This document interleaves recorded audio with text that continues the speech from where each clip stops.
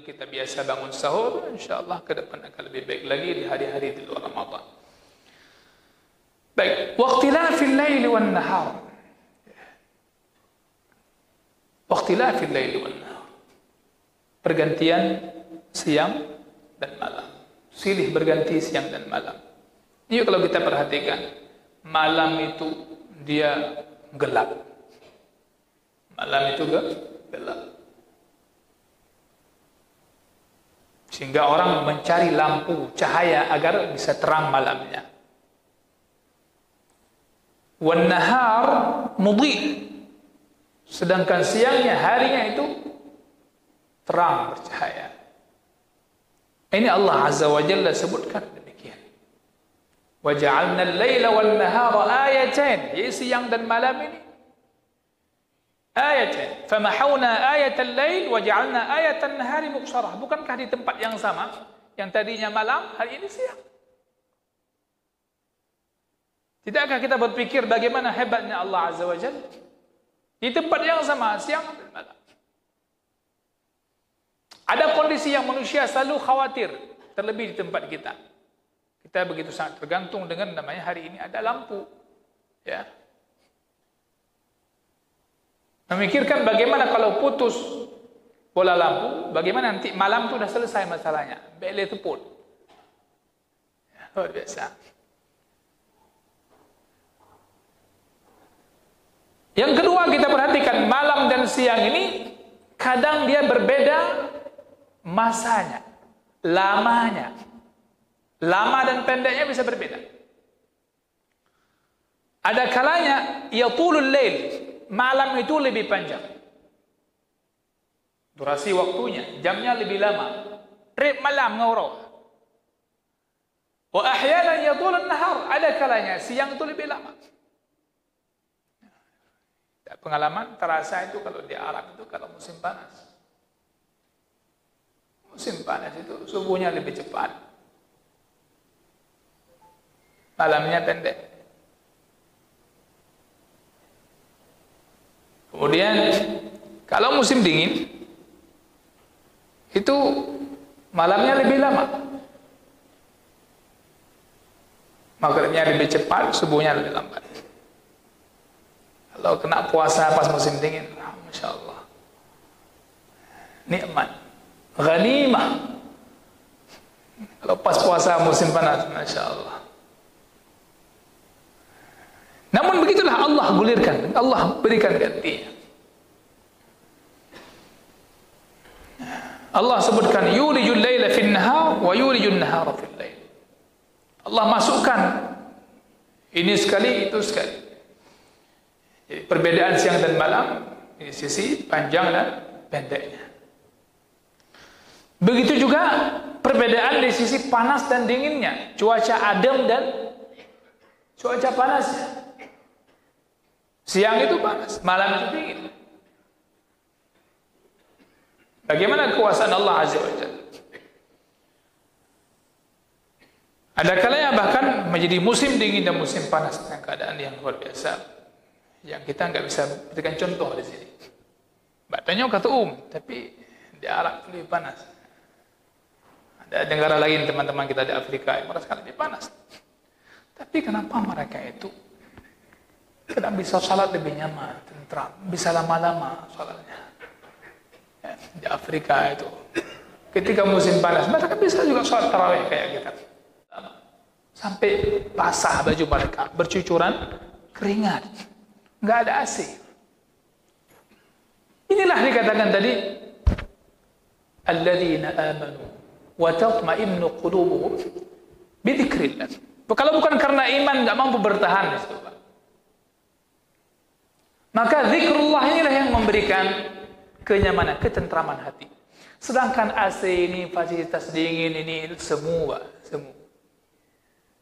Ya. Maka tiga-tiga minat umat baitur rahman itu. Tidak terpegah apa dia hati itu. Ambil pep dengan mayang. Ambil tapi kilang tujud. Bergambul. Tidak. Ini kan semu dia. Ya. Maka bagaimana hati ini dapat dia ketenangan jiwa. Proses tadi zikir dan tafakkur, berfikir. Hadirin saya muliakan, coba bayangkan bagaimana masjid di zaman Nabi Sallallahu Alaihi Wasallam. Jangan lihat Masjid Nabawi sekarang. Masjid zaman Nabi, pah kurma, ya, tiangnya pun kurma. Masjid Quba zaman Nabi Sallallahu Alaihi Wasallam. Masjid yang di situ dididik generasi terbaik, radhiyallahu anhum wa radu an. Mereka orang-orang yang Allah ridai. Mereka kalau sujud bukan di karpet merah seperti kita. Bagaimana kalau musim hujan? Bagaimana kondisi mereka? Tetap sujud kepada Allah Subhanahu wa taala. Kita harus banyak melihat bagaimana proses Nabi Sallallahu Alaihi Wasallam. Allah mendidik para sahabatnya. Bagaimana Nabi Allah Subhanahu Wa Taala mendidik para sahabat dalam kondisi-kondisi yang tidak seperti hari ini kita alami. Namun semua itu tidak menjadi alasan bagi mereka memutuskan diri pada ibadah, memutuskan pada zikrullah. Tidak. Maka tidak bisa kita membahasakan zaman kita dengan Nabi ini udah beda. Jadi ada beberapa hal ibadah itu wajar nggak kita lakukan. Contohnya, tanya jenuh ada mengjak masjid, ada mengiktikaf, beda. Tanya jenuh kan pejabat, tanya ASN, tanya jenuh pegawai BUMN. Nggak bisa alasan itu, Pak. Nggak bisa. Itu pembenaran itu. Untuk melegalkan bahwa kita ini memang yang sudah enggak semangat, yang enggak semangat terus. Nggak bisa itu. Kenapa saya bilang nggak bisa? Di zaman modern saya mendapatkan orang-orang yang masih terus bisa. Insya Allah besok subuh saya akan sampaikan fikih mungkin judulnya, insya Allah. Fikih mungkin. Ya ada fikih mungkin.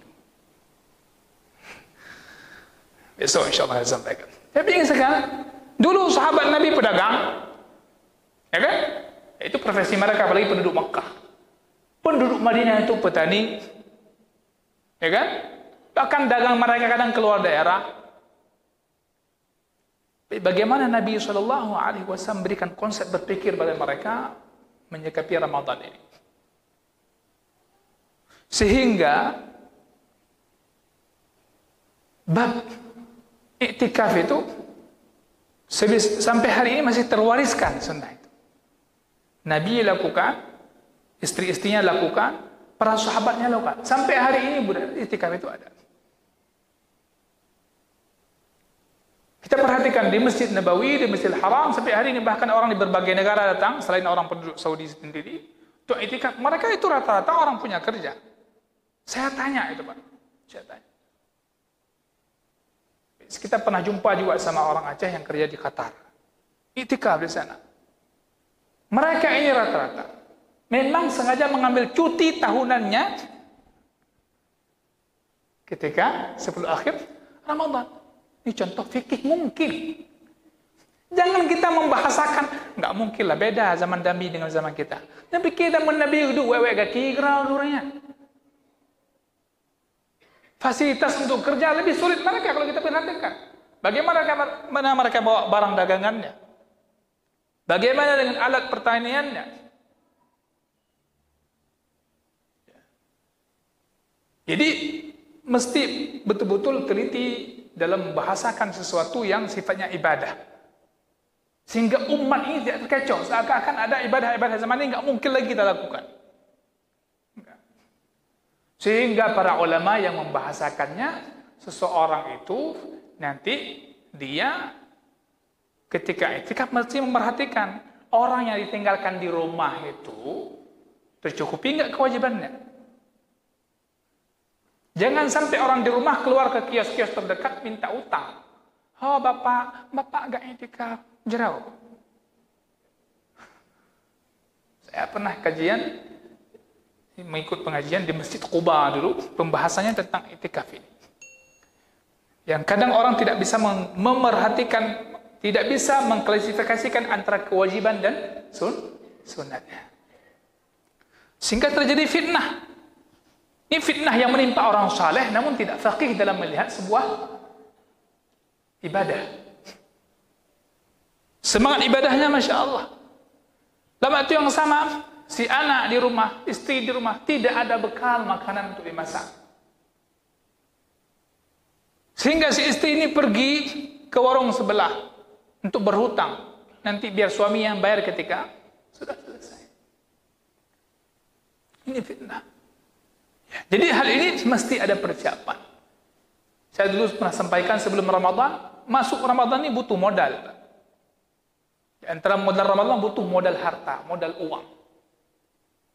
Baik untuk infak kita harian ataupun untuk yang namanya kebutuhan etikaf kita. Kemudian juga ulama mengatakan, kenapa saya katakan mungkin ini di Ramadan ini, itu kita berpikir banyak. Ramadan ini 10 akhir ini, untuk kita lebih banyak berpikir lagi, merenungkan diri kita ini. Enggak bisa etikaf secara sempurna. Maksimal ada jam-jam di Ramadan ini yang kita sisihkan waktu untuk di masjid. Sehingga orang saleh dulu membahasakan kami ke masjid itu untuk menyelamatkan puasa kami. Ini luar kurang selamat. Maka kerja masjidnya lebih selamat puasa. Kahana wa belahjum, madua jum lahjum kena. Subhanallah. Sehingga Abu Aliyah rahimahullahu taala muridnya sahabat yang mulia. Ya, masuk Islam di masa Abu Bakar radhiyallahu anhu.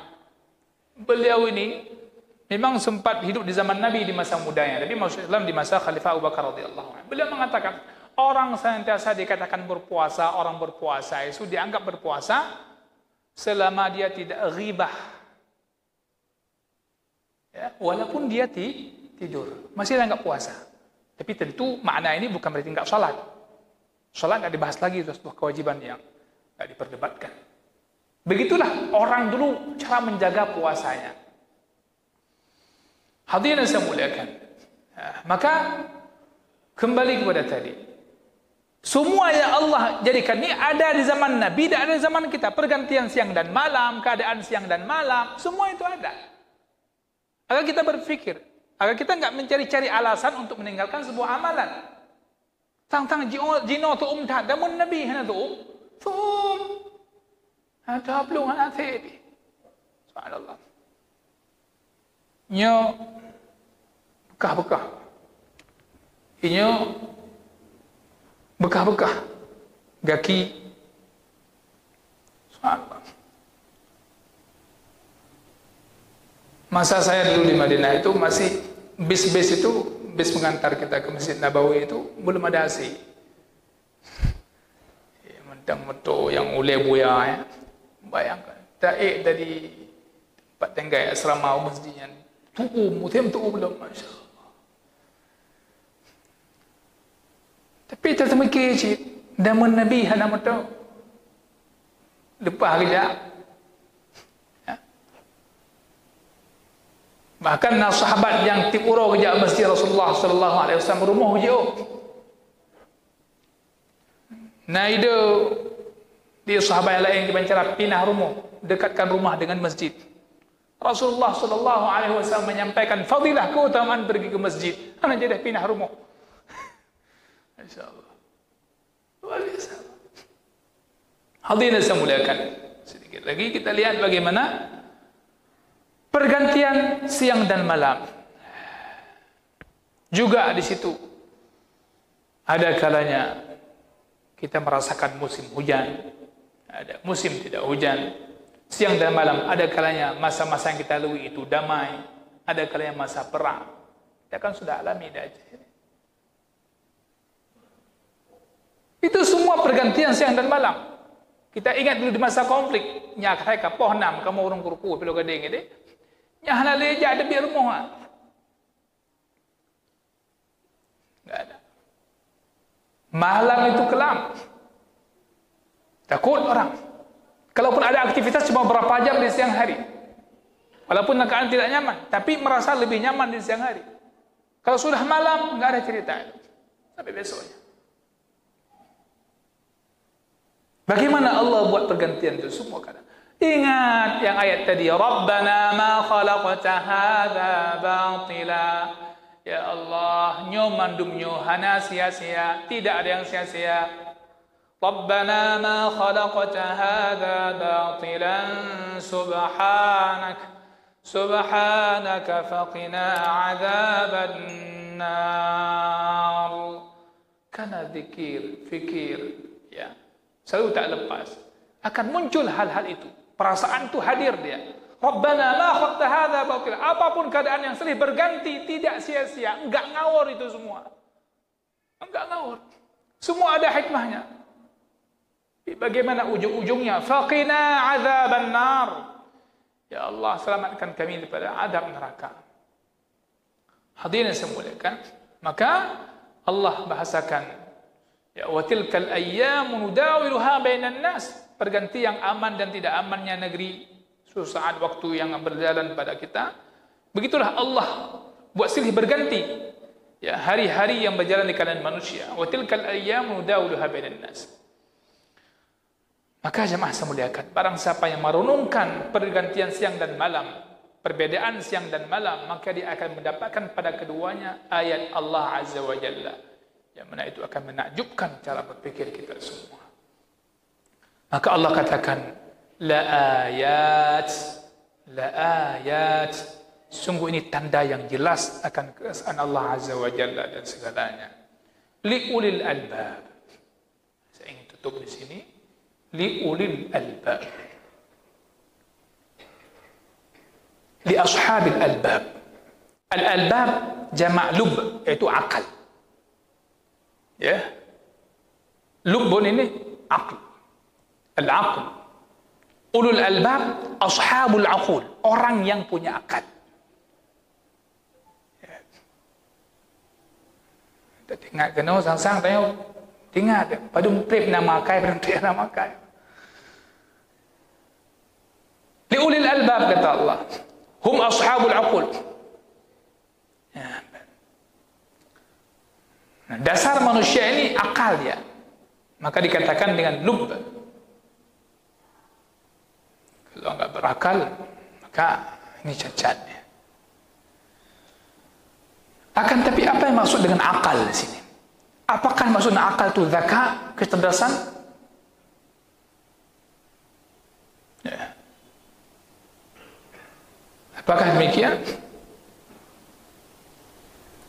Az-zaka, bab kecerdasan ini satu bab, satu permasalahan. Akal ini bagian lainnya. Karena betapa banyak orang yang cerdas, pintar dia, cara murid, akan tapi gila dalam perilakunya. Majnun fi tasarrufatih. Gila dalam perilakunya. Seperti orang enggak berakal. Sehingga orang tanya sering takut. Baik bergabung lagi urusan akal. Kan? Apa gitu dia?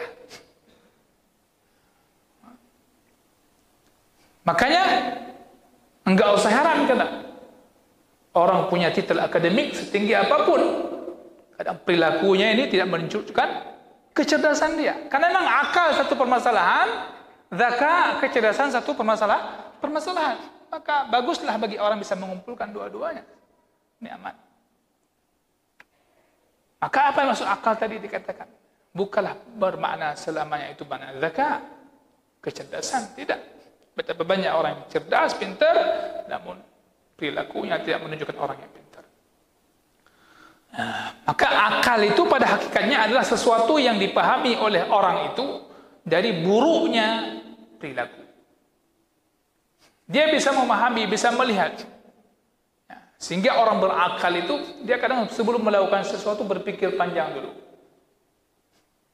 Orang berakal itu, orang yang punya lub, ulul albab itu, dengan kode aja dah ngerti dia, Pak.